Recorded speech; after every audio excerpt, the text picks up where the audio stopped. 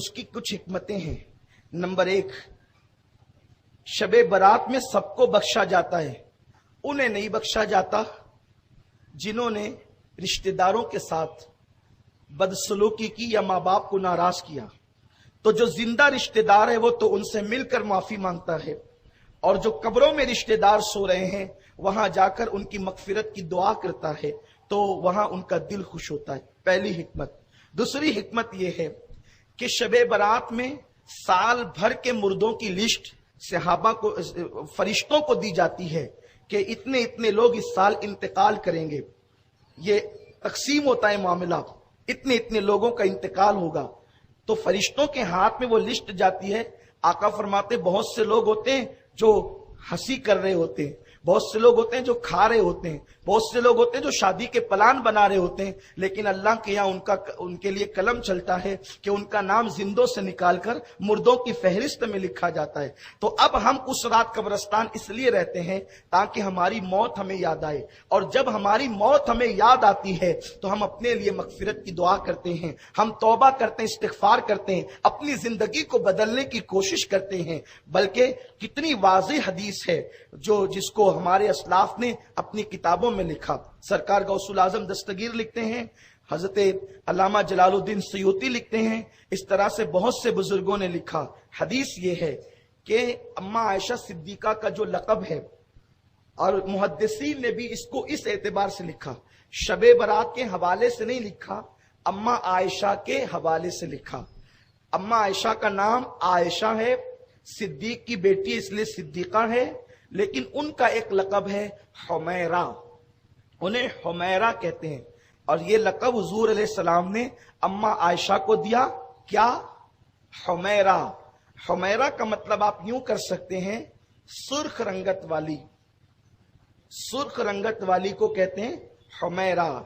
अब इस पर मुहद्दिसीन ने जो बहस की है कि हुजूर अलैहिस्सलाम ने अम्मा आयशा को हुमैरा का लक़ब क्यों अता फरमाया, हुमैरा क्यों कहा, तो बात यह है कि अम्मा आयशा खुद फरमाती है, रावी कौन है? अम्मा आयशा सिद्दीका, मेरे रसूल की महबूब ज़ौजा अम्मा आयशा सिद्दीका अहादीस में बड़ी बारीक नजर रखने वाली, हजारों ताबईन की उस्ताद हैं, सैकड़ों सहाबा की उस्ताद हैं अम्मा आयशा। 1/3 इस्लाम उम्मत तक पहुंचाने वाली है अम्मा आयशा। अम्मा आयशा वो है जिसकी शान में अल्लाह ने सूरह नूर की आयतें नाजिल की। अम्मा आयशा मोमिनीन की माँ वो है जिसके बिस्तर पे कुरान नाजिल हुआ। कायनात की कोई औरत जनाबे हव्वा से लेकर के आज तक, आज से लेकर कयामत तक कोई औरत न पैदा हुई है न पैदा होगी जिसके बिस्तर पे कुरान नाजिल हुआ।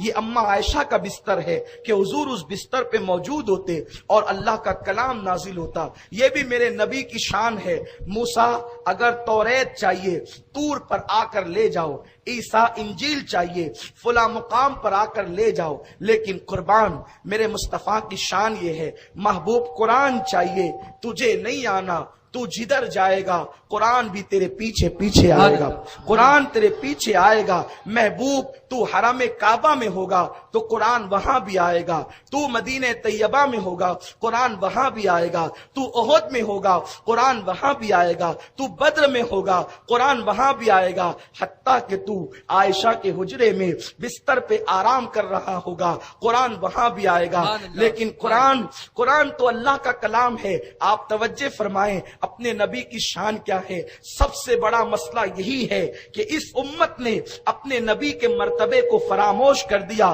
बस पता नहीं यहूद और नसारा ने कैसे कांटे तुम्हारे दरमियान बो दिए, अब तुम्हारे अंदर मिलाप की कोई गुंजाइश नजर नहीं आती, इतनी गंदगियां बो दी गई, अब एक दूसरे से मिलने का कोई वक्त तुम्हें नहीं मिलता।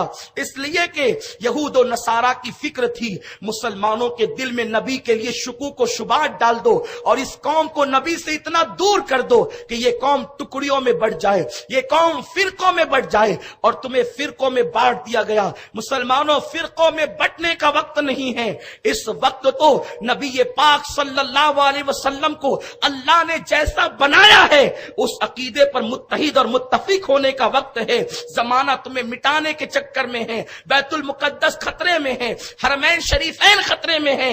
اس وقت ٹکڑی اور فرقوں میں بٹنے کا ٹائم تو نہ تھا. اس وقت تو وقت وہ تھا کہ ابو بکر و عمر, عثمان و علی کا, سعد و سعید کا, طلحہ و زبیر کا جو عقیدہ تھا, تم اپنے انانیت کے بت توڑ کر صحابہ کے عقیدے پر آ جاتے اور ہاتھ میں ہاتھ ملا کر اسلام کا جو ہے وہ تحفظ کرتے. لیکن ہائے تمہارے درمیان ایسے پیٹ کے پجاری پیدا ہو گئے جو تمہیں ملنے نہیں دیتے, ملنے سے تمہیں روکتے ہیں. اگر تم آگے بڑھتے ہو حق کی طرف تو کبھی شرک کا خوف دلایا جاتا ہے, کبھی بدعت سے دھمکایا جاتا ہے. یاد رکھو, آپ دیکھو اپنے نبی کی شان کیا ہے. اللہ اکبر, توریت صرف توریت ہے اور اس کے علاوہ اس کا کوئی نام نہیں ہے. لیکن قرآن اللہ کا کلام ہے, اس کی کچھ صورتیں مکی ہے, کچھ صورتیں مدنی ہیں. لوگ کہتے ہیں یہ مکی مدنی صورتیں کیا ہیں, مکی مدنی صورتیں کیسے ہو گئی؟ ارے وہ تو کلام اللہ کا ہے. اللہ مکان سے پاک ہے, نہ اللہ مکی ہے نہ اللہ مدنی ہے, پھر اس کا کلام مکی مدنی کیسے ہو گیا؟ تو سنو, مفسرین جواب دیتے ہیں کہ جب تک نبی مکے میں تھے دنیا انہیں مکی کہتی تھی. تو جو قرآن کی صورتیں نازل ہوئی, اللہ نے کہا محبوب جب تک تو مکی ہے میرا کلام بھی مکی ہے. اور جب ہجرت کر کے مدینے چلے گئے محبوب اب تم مدنی ہو گیا تو میرا کلام بھی مدنی ہو گیا. سبحان اللہ. اپنے کلام کا نام بدلتا ہے. جب تک تو مکی تھا کلام مکی تھا, تو مدنی. اس سے بڑی بھی کوئی محبت اس رسول کو اب تم تولنے چلے جس کے مکی ہونے پر خدا نے کلام مکی کیا, جس کے مدنی ہونے پہ اپنا کلام مدنی کیا. اب اس نبی کو تم تول رہے ہو. کون تول رہا ہے؟ پان دکان والا. کون تول رہا ہے؟ ٹھیلا لگانے والا. کون تول رہا ہے؟ کرانہ دکان والا. کون تول رہا ہے؟ جسے سہائے ستہ کا نام لینا نہیں آتا, جو سہائے ستہ کو سہائے ستہ کہتے ہیں. امام بخاری کا نام جنہیں نہیں پتا وہ نبی کو تول رہے ہیں. وہ خدا ہو کر کہتا ہے محبوب میں تو زمان و مکان سے پاک. دیکھ رہے محبت کا تقاضا تو دے. خدا ہو کر کلام کا نام بدلا, خدا ہو کر کلام کا نام بدلا اور بتا دیا کہ دیکھو میں اللہ ہو کر اتنا پیار کرتا ہوں, تجھے بندہ ہو کے کتنا کرنا چاہیے. وہ بے نیاز ہو کے اتنا پیار کرتا ہے, تجھے کتنا کرنا چاہیے. لیکن افسوس ٹکڑیوں میں مت بٹو, حق کی طرف آؤ, حق کے متلاشی بنو, سچائی کی طرف آؤ. اس لیے کہ اگر آپ یہ کہتے ہیں کہ کسی حدیث میں شبیہت نہیں ہے, میں کہتا ہوں یہ کہنے کا حق تو ابو بکر صدیق کے سامنے بھی نہیں.